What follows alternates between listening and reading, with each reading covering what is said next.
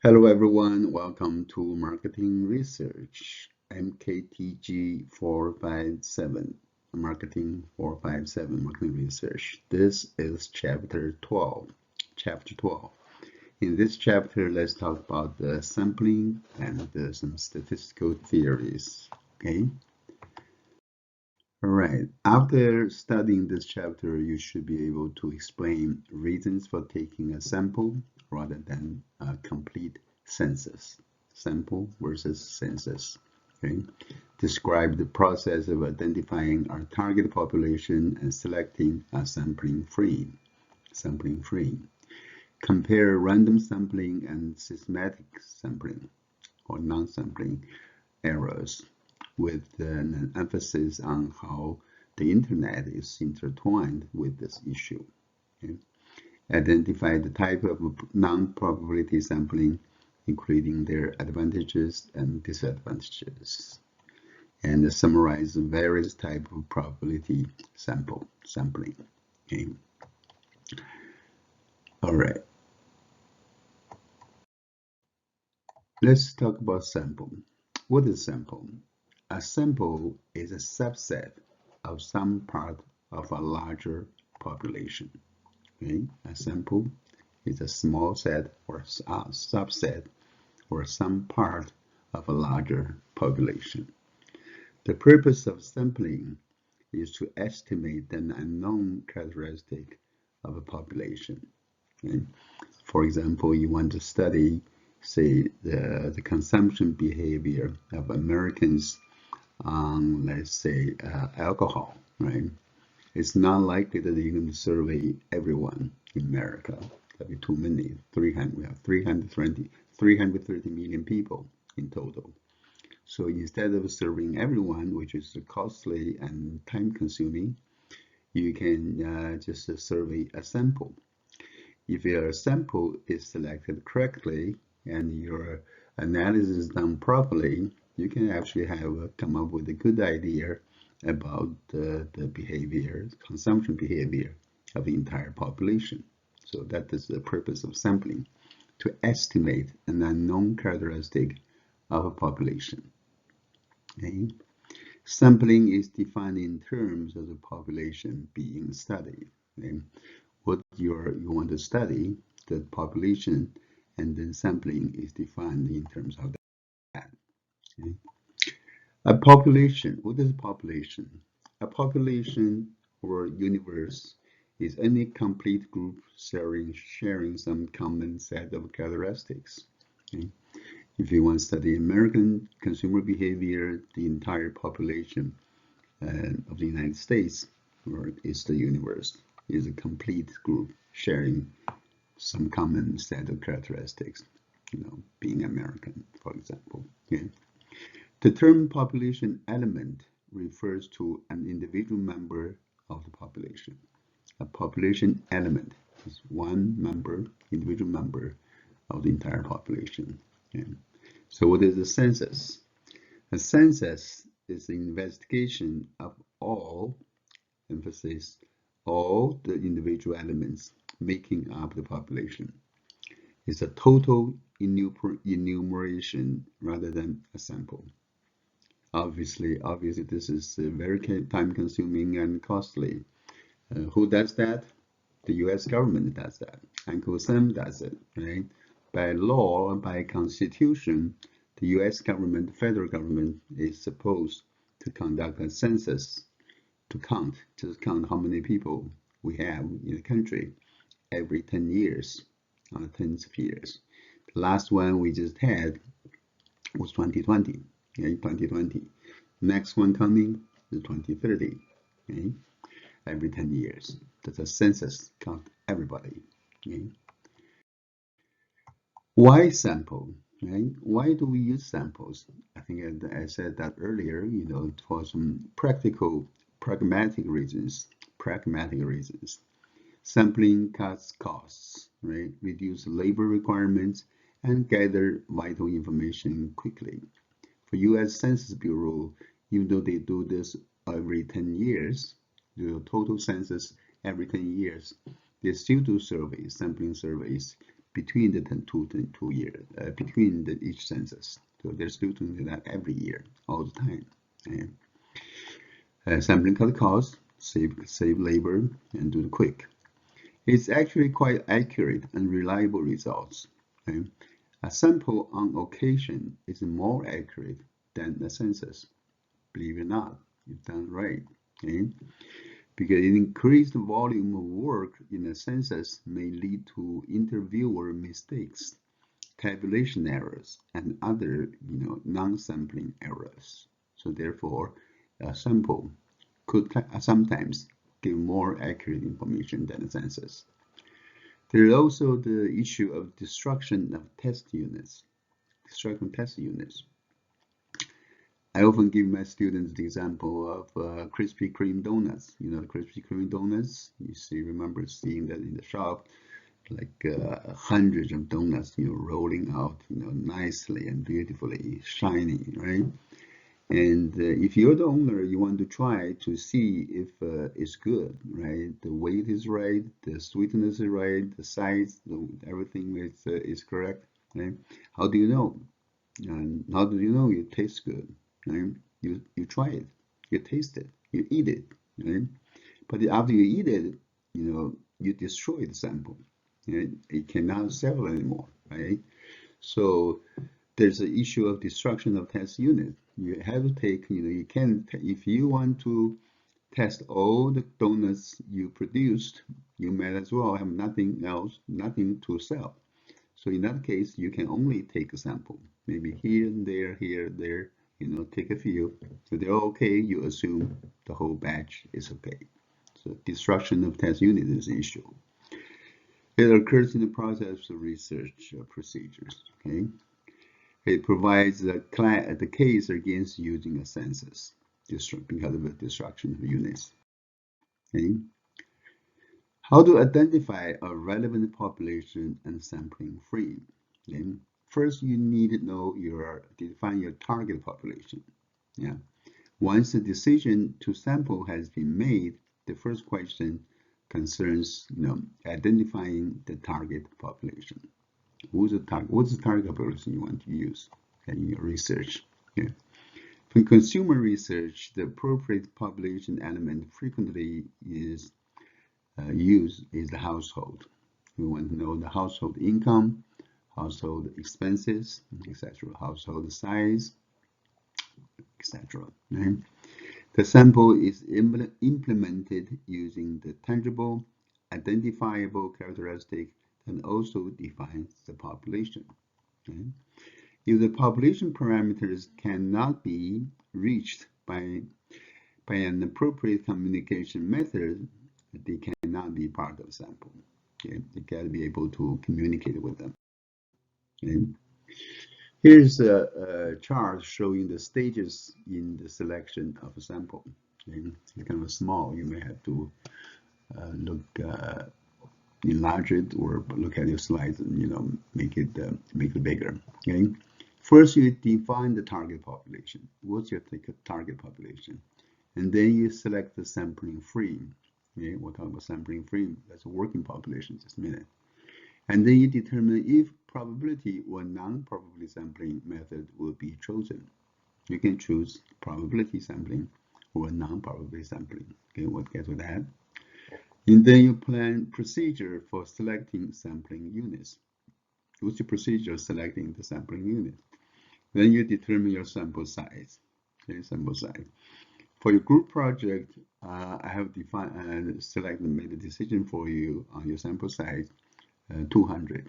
Okay, I know 200 is what I normally require for my, full semester, 4 month semester courses on marketing research. But this is an 8 week class, right? Instead of 16 week, we have only 8 weeks starting. 16 versus 8 weeks. So I think I'm going to reduce that a little bit, requirement a little bit to maybe around 100, instead of 200. And just do the best you can. Some of you might be able to do 200. That's great. Okay. Sample size, and then select the actual sampling units, and then you conduct the field work to start collect the sample. Collect your data. Okay. Sampling frame. What is sampling frame? The sampling frame is a list of elements from which the sample may be drawn. Okay. You might be able to draw the sample from that list of elements. That's your sampling frame. We also call that the working population. Okay, working population. There could be sampling frame errors. Sampling frame errors. And that error occurs when certain sample elements are excluded or when the entire population is not accurately represented in the sampling frame. Then you're introducing sampling frame errors. Okay? Almost every list excludes some members of the population. Right? So there is an issue here. Sampling services. There are companies that specialize in providing lists or databases of specific populations. Okay? They're also called list brokers. List brokers. Okay? Equifax City Directory is a list broker. It provides complete, comprehensive, and accurate business and residential information. Okay? A reverse directory. A reverse directory provides listings by city and street addresses or by phone numbers. Okay? Normally it's by name and then has a phone number and street address associated with that. A reverse directory is you go by street address or by phone number. Okay? It's useful when a researcher wishes to do a certain geographical area. Okay? Online panels. With internet, there are ways for people to conduct research on a survey online. You can use online panels. That's a list of respondents who have agreed or opt in to participate in marketing research. Okay? Generally contain millions of potential respondents. Okay? The more specific the profile requested, the more expensive the panel will be. Okay? Sampling frame for international marketing research. If you do international marketing research, the availability of sampling frame around the world varies dramatically. Okay? And not every country's government conducts a census of the population. Okay? Not every country's government conducts a census of the population. Some countries never do it. They never do it. Okay? The government does not even know how many people they have. Okay? Sampling units, right? The sampling unit is a single element or group of elements subject to selection in a sample. Such a sampling unit, a single element or groups of elements subject to your selection. Okay? If the target population has first been divided into units, additional terminology must be used. Primary sampling units, designated units selected in the first stage of sampling, the primary sampling unit, and then you can have secondary sampling units that describe units in successive stages of sampling. Okay? When there is no list of population elements, the sampling unit generates something in the population element. Okay? Random sampling and non-sampling errors. Okay? Statistical errors. There will be statistical errors. The statistical error is a difference exists between the value of a sample statistic and the value of the corresponding population parameter. Okay? From the value of sample statistics and the value of the population. Okay? There's statistical error. There are two basic causes of differences. Okay? There's this random sampling errors and there are systematic sampling errors, or called non-sampling errors. Basically, sampling errors versus non-sampling errors.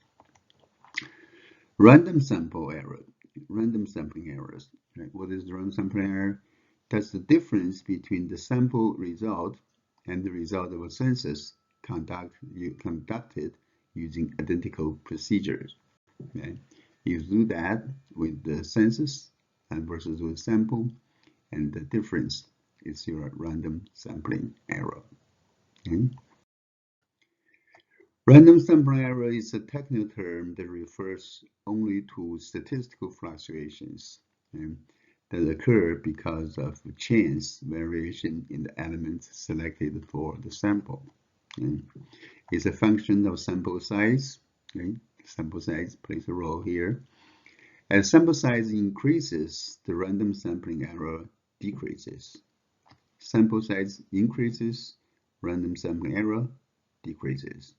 So that's why we prefer to have a larger sample, right, to reduce the random sampling error. Okay? How large is large enough? Normally, if you can have like 200 or so, that's considered pretty good. Okay? Margin of error is determined by the sample size. Okay? Systematic sampling error or non-sampling error, it results from non-sampling factors, primarily the nature of a study's design and the correctness of execution. So your design and execution of your study. And you could introduce systematic error or non-sampling errors. Right? These errors are not due to chance fluctuations. It's not due to chance. It's due to chance is random sampling error. Okay? Sample biases account for a large portion of errors in marketing research. Sample biases. The sample is not done correctly. That accounts for a large portion of errors in the marketing research process. Errors due to sample selection problems are non-sampling errors. Okay? Systematic but not obvious sampling error. Okay? Internet survey, for example. Internet surveys allow researchers to reach a large sample rapidly. Okay? And it has both advantages and disadvantages. Okay?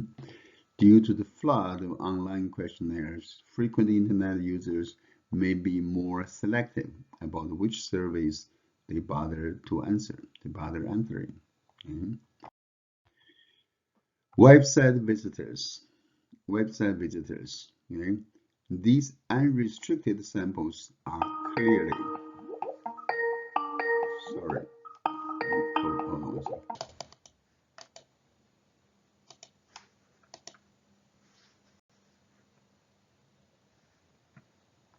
Okay, sorry about that. I just got the somebody called. Somebody that I don't know. Okay, anyway, sorry about that. So website visitors, these unrestricted samples are clearly not random samples.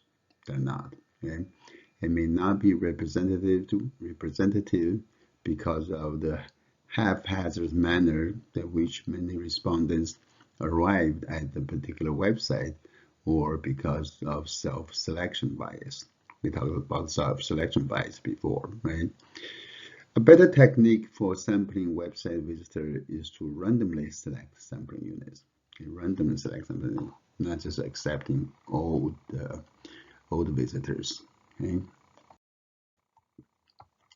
Also, survey software can be used to trigger a pop-up survey for every, say, nth visitor. You can say every third visitor, every fifth visitor, or every 10th visitor, or on information gathered on the researcher's website, web behavior. Okay? Randomly selecting website visitors can cause a potential problem. Okay? May overrepresent the more frequent visitors to the site. People who are more frequently visiting the site can have a higher chance of being chosen. Okay? Programming techniques and technologies that can help accomplish more representative sampling based on site traffic. You can use cookies, registration data, or pre-screening to do that. Okay? Also, panel samples. What is panel sample? Consumer panels are practical sampling free in many situations. You can have a consumer panel provide practical sampling free. And there is some concern regarding the representativeness of these samples though.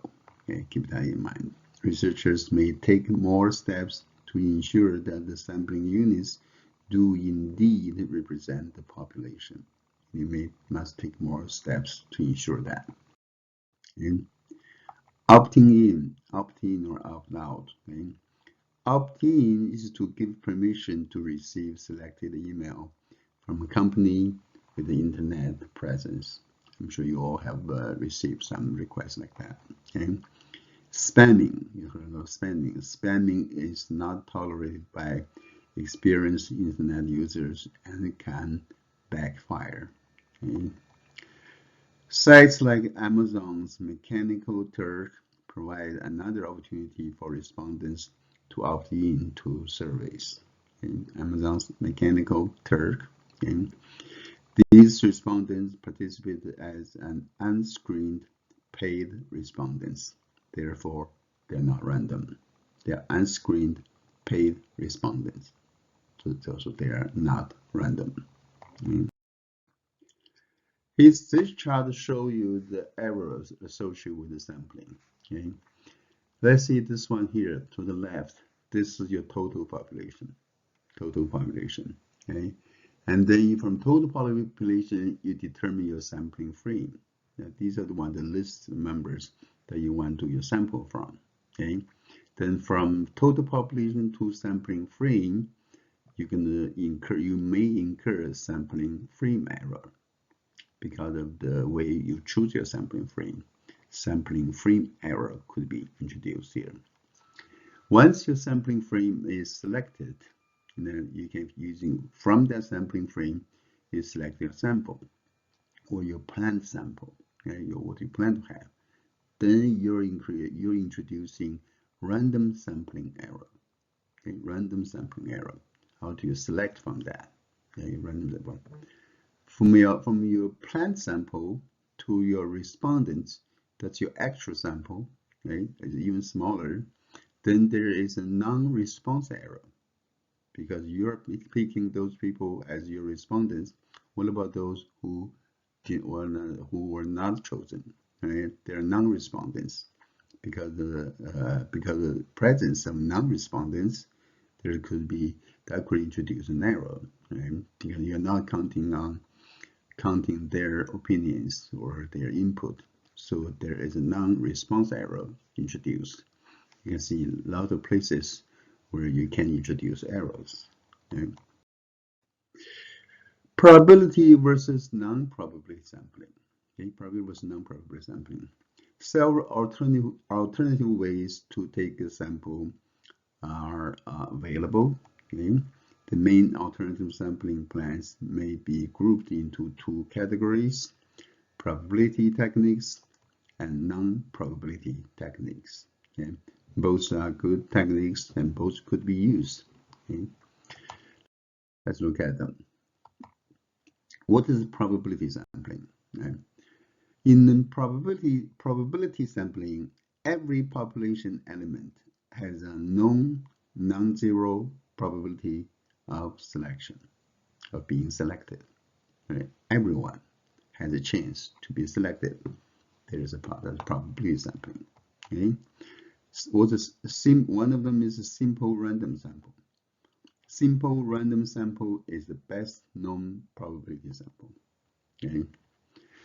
Non-probability sampling means that the probability of any member of the population being chosen is unknown.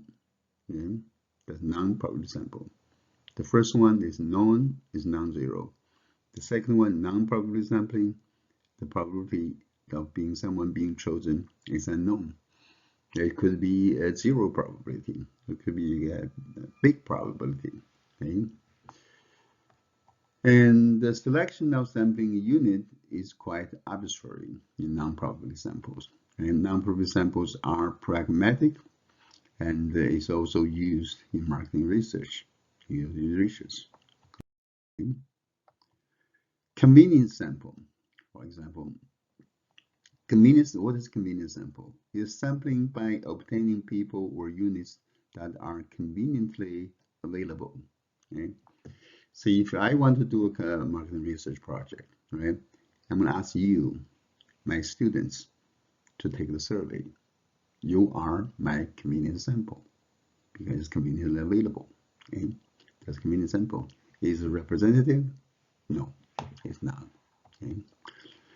It's used to obtain a large number of completed questionnaires quickly and economically, or when obtaining a sample through other means is impractical, then you want to use convenience sample. Okay? It's employed when researchers are looking for cross-cultural differences in organizational or consumer behavior. And another one is judgment sample. What is judgment sample? It's a non-probability technique in which an experienced individual selects the sample based on his or her judgment, okay? Expert opinion type. Okay? So, excuse me. Excuse me. It's also called the purposive sampling. Okay? Excuse me, give me 1 minute. Excuse me.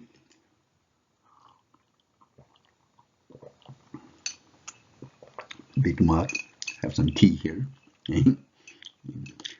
I got this big mug from Austria, Salzburg. You know Salzburg, Austria. The Consumer Price Index, CPI. You heard about the gauge for inflation in Consumer Price Index, CPI, is based on a judgment sample. It's judgment sample. Okay? And test market cities often are selected because they are viewed as typical cities whose demographic profiles closely match the national profile. Then that's why they're used. Okay? Quota sample. What is quota sample? Quota sampling is used to ensure that various subgroups in a population are represented on a pertinent sample characteristic to the exact extent that the investigators desire. You give them a quota, right? You want to make sure, for example, you have you have enough, male respondents and versus female respondents. Okay. In quota sampling, the interviewer has a quota to achieve. You set your own quota, right? Aggregating the various interview quotas yields a sample representing the desired proportion of the subgroup, right? Is your desired proportion. Okay? Snowballing sampling is another technique. What is snowballing sampling? Is the variety of procedures in which initial respondents are selected by probability methods. Then additional respondents are then obtained from the information provided by the initial respondents. So you ask someone to answer your questionnaire, and then ask them to ask more people to answer the questionnaire, and that goes on. Okay? It's like a snowball, getting bigger and bigger. Okay? It's called snowballing sample. This technique is used to locate members of a rare population by referrals, basically, by referrals. Okay? It reduced costs and sample size are clear cut. So that's the advantage of snowball sampling. Okay? There is possible bias due to the referred members being similar to the first person who made the referral. Okay? Probability sampling. Probability sampling is based on chance selection procedures. Okay? It eliminates the bias inherent in non-probability sampling procedures because the probability sampling process is random. It's random. That's why I call it probability sampling. Okay? Randomness characterizes a procedure whose outcome cannot be predicted because it depends on chance. Right? That's randomness. Okay? A chance. Randomness is the basis of all probability sampling techniques. If there are probability sampling techniques, they have the randomness, built in. Okay? Simple random sample. Okay? What is simple random sample? A simple random sample is a sampling procedure that assures that each element in the population will have an equal chance of being included in the sample. If you ensure every element has equal chance to be included, then you have a simple random sample. Okay? Sample selection when population consists of a large number of elements, you can use that. You can use this. You can utilize as tables of random numbers or computer-generated random numbers. And use computer-generated numbers. Can just use a calculator. Some calculators may have that random number generator. Use the Excel spreadsheet that has a random number generator, etc. Okay. So systematic sampling. What is systematic sampling? That's an initial starting point is selected by a random process, then every nth number on the list is selected. You start with the randomly select the first one, and then every fifth member, every fifth person coming out of the door, for example, out of student activity center is chosen, is interviewed to do the survey. And that's a systematic sample. Okay? Well, this procedure is not actually a random selection process, but it does yield random results if the arrangement of the items in the list is random in character. Okay, so remember, it's not a random procedure, right? But it does give you random results. Okay, the probability of periodicity occurs if a list has a systematic pattern. That is, it is not random in character. Okay. Another way of doing sample is called the stratified sampling. What stratified sampling is a subsample is drawn using simple random sampling within each stratum. Okay? A subsample is drawn using simple random sampling within each stratum. Okay? They call it stratified. Okay? Stratified. It provides a more efficient sample than would be possible with a simple random sampling. Okay? Random sampling errors will be reduced in this case. Each group is internally homogeneous, but there are comparative differences between groups. Okay? Proportional versus disproportional sampling. Okay? Proportional or disproportional. The number of sampling units drawn from each stratum is in proportion to the relative population size of the stratum, then is proportional. Otherwise, it's disproportional. Okay? In the disproportional stratified sample, the sample size of each stratum is not allocated in proportion to the population size, but is dictated by analytical considerations. Okay? It ensures an adequate number of sampling units in every stratum. Okay? Here's an example here. Okay? Let's say you want to survey the populations, like for example, if you have a hypothetical example here, right? In the percentage of warehouse clubs versus chain stores versus small independent stores in a given population has this percentage, right? 20% of this retail establishment is warehouse clubs, right? 57% of them is chain stores, and then 23% of them are small independent mom and pop stores. Okay? And then if you can have your sample with 20% warehouse clubs, 57 chain stores, and 23% independent stores, and you are having a proportional sample, right? Same proportion as the population.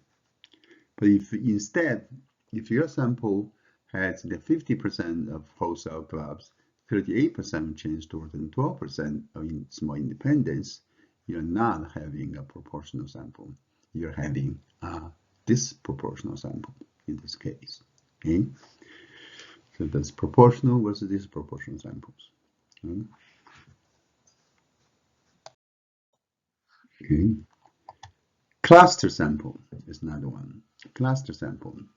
The primary sampling unit is no longer the individual element in the population, that is, for example, grocery stores, but a larger cluster of elements located in the proximity to one another, like cities. It's called cluster sampling. Okay? The area sample is the most popular type of cluster sample, area samples. Okay? Cluster sampling is classified as probability sampling techniques because of either the random selection of clusters or the random selection of elements within each cluster. Okay? What are the clusters? Examples of clusters, classes, area or geographic clusters. Right? If you look at the population element, the U.S. adult population, for example, possible clusters in the United States, the clusters you can choose. You can choose the states, 50 states. You can choose the counties. There are hundreds, even thousands of counties in each state. There are metropolitan statistical areas, or MSAs, metropolitan statistical areas. There are census tracts, right? Pennsylvania Census Bureau. There are blocks, city blocks. There are households. You can use all these clusters if you want to do U.S. adult population. If you want to use college seniors, of course you can use colleges. Right? If you want to work on like manufacturing companies, firms, right? You can use counties, you can use MSAs, localities, and plants. If you want to do airline travelers, for example, then you can do airports or by planes. Okay? You can do sports fans. You can go to football stadium, basketball arenas, and baseball parks. Okay? That's the possible clusters you can have. Okay? So what is the appropriate sample design? You have so many ways to find a sample, right? So what is the appropriate sample design for you, right? It has something to do with the degree of accuracy you're seeking, right? Degree of accuracy and cost saving is a trade-off for a reduction in accuracy, okay? If you want the higher accuracy, the cost is higher. If you want to save costs, you have to sacrifice on a lower accuracy. Okay, resources you have. Okay, if researchers in financial and human resources are restricted, certain options will have to be eliminated. Okay, time constraints. The time constraints restrict the sampling technique to simpler methods. Okay. Also, what is appropriate sample design? Advanced knowledge of the population. It depends on if you have that. A lack of adequate lists may automatically rule out systematic sampling, stratified sampling, or other sampling designs if you don't have that knowledge. Okay. National versus local project. Is a national project versus local project. Okay? Geographical proximity of population elements will influence sample design. Okay? When population elements are unequally distributed geographically, a cluster sample may become much more attractive. Okay? So these are the things you need to consider. I think that's all I have for this chapter. I'll see you next time. Thank you.